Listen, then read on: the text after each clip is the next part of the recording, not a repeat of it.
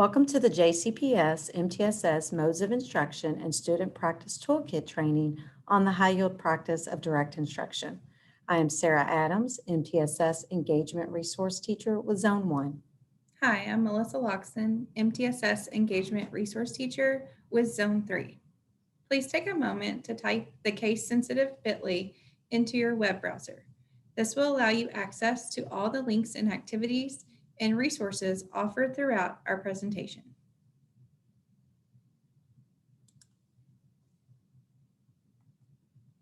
Here you see components of multi-tiered systems of support, also known as MTSS. As you can see, the multiple levels of support which MTSS provides for all learners easily aligns with our district's 6 systems for students.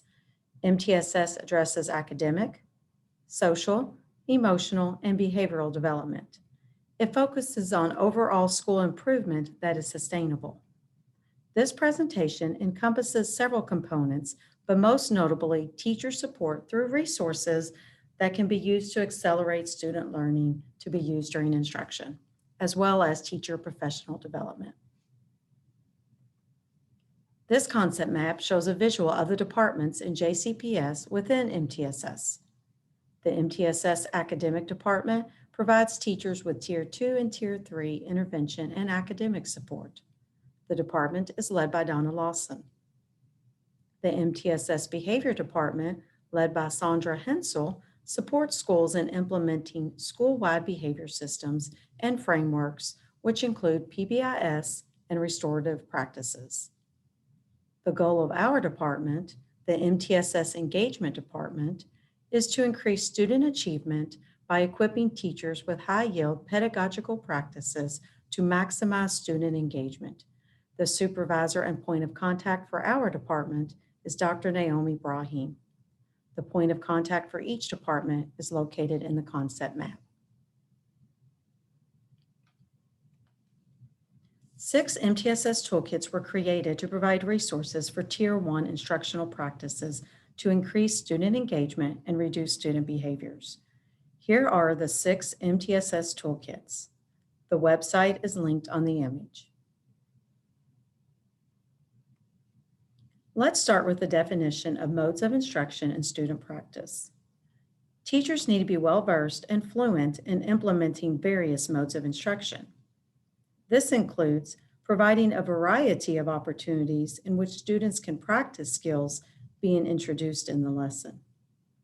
Once students have acquired a basic knowledge and skill within any lesson, there is a critical need to supply opportunities for successful practice. However, there are keys to effective use and delivery of practice.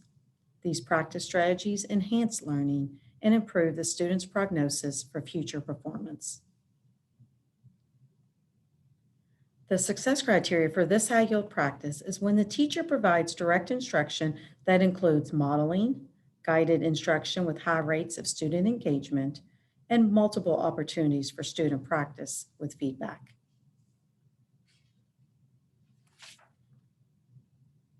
Now let's look at the definition of the high-yield practice direct instruction.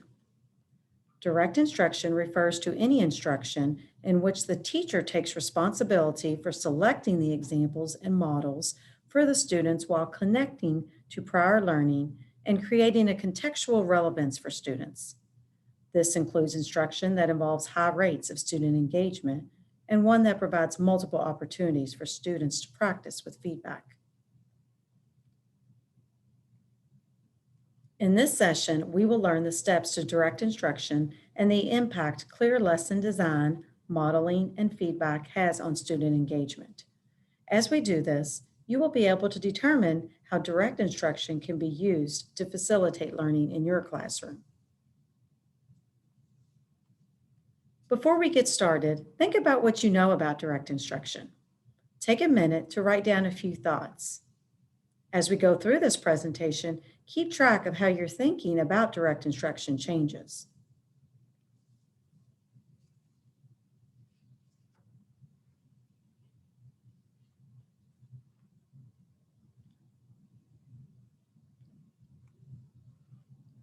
There are 7 steps of direct instruction. In a moment, we will look at each one more closely. The first one is clear expectations of learning intentions. The teacher should be aware of these before planning the lesson. Next, the teacher and students should both understand the success criteria. Then, the teacher builds a commitment and engagement to the learning task. Next, the teacher presents the lesson using modeling, checking for understanding, and providing worked examples. Once the lesson is presented, there is time for guided practice. At the end of the lesson, closure takes place. From there, students should be given multiple opportunities for independent practice. Let's look at the first three steps which occur before the lesson. When planning a lesson, there are several things to consider. What should students be able to do, and how will they demonstrate proficiency? How will I hook or grab the attention of my students at the beginning of the lesson? How will students be engaged in the lesson, and what prior knowledge and connections will students be able to make? As we discussed in the definition, it is important to connect prior learning and create a contextual relevance for students.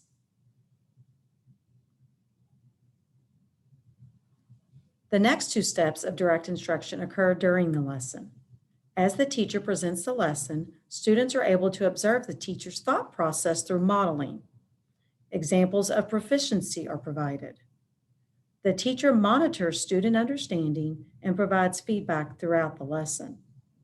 Then students are given opportunities to demonstrate understanding of the new learning. The last two steps occur after the lesson. The teacher reviews and clarifies key points of the lesson. Students are able to make sense of the lesson and are able to make connections. Confusion and frustrations are thus eliminated. It is essential that students are given opportunities for reinforcement practice. This will ensure student learning is not forgotten. We have linked an article on direct instruction.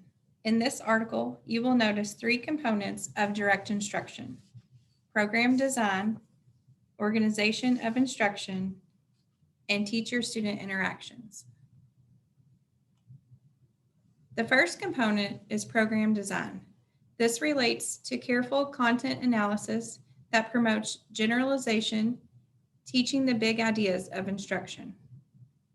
Clear communication, the wording of instruction, as well as how instruction is sequenced and examples are introduced. Clear instructional formats specify what teachers are to do, say, and what responses students should produce. The sequencing of skills includes prerequisites being taught before a strategy is taught. Easy skills are taught before more difficult, and strategies or information that is likely to be confused are separated.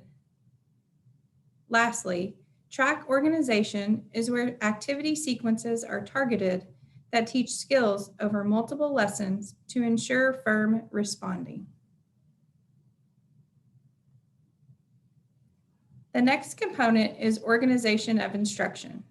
Organization of instruction centers on instructional grouping, using flexible skill grouping as compared to tracking, and instructional time, which focuses on increasing academic learning time, the time students are engaged with high success rates.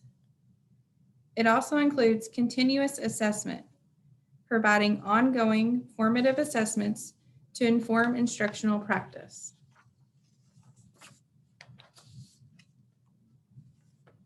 The third component is teacher-student interactions. This includes active student participation, increasing opportunities for students to respond and receive feedback. Signals can be used to evoke unison oral responses, and through carefully sequencing instruction, student errors can be minimized and motivation can be enhanced through high levels of student success. In closing, pause and take a moment to reflect on how direct instruction can be used to facilitate learning in your classroom.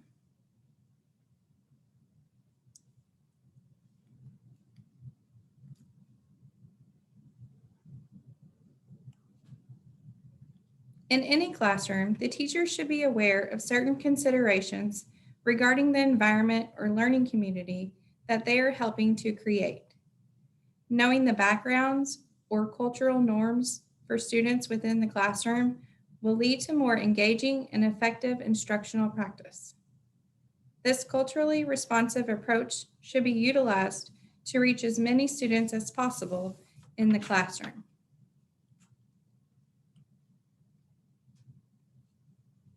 When using direct instruction in classrooms with ECE students, teachers should integrate scaffolded supports that increase student practice along with metacognitive strategies that allow for students to become more fluent in a specific skill so that they can use the skill correctly in future problem solving. Opportunities for frequent practice are needed for ECE students to become fluent in a given skill. When considering project-based learning, teachers should align instructional strategies to student learning needs. It is important to identify instructional approaches that will support students in understanding foundational knowledge related to learning outcomes. Discover what instructional approaches support students in connecting and contrasting ideas, as well as which ones support students in applying that learning outcomes to project expectations. Ensure there is a time for independent practice, which is critical for retention. Here, we have provided you with some resources that were used throughout this presentation. In order to help with implementing direct instruction in your classroom, we have provided you with a plan, do, study, act tool, which is linked on this slide. During an upcoming PLC, be sure to discuss ways to implement this high-yield practice in your instruction. Thank you for joining us to learn more about direct instruction. For more information about the MTSS toolkits and other high-yield practices, visit our website.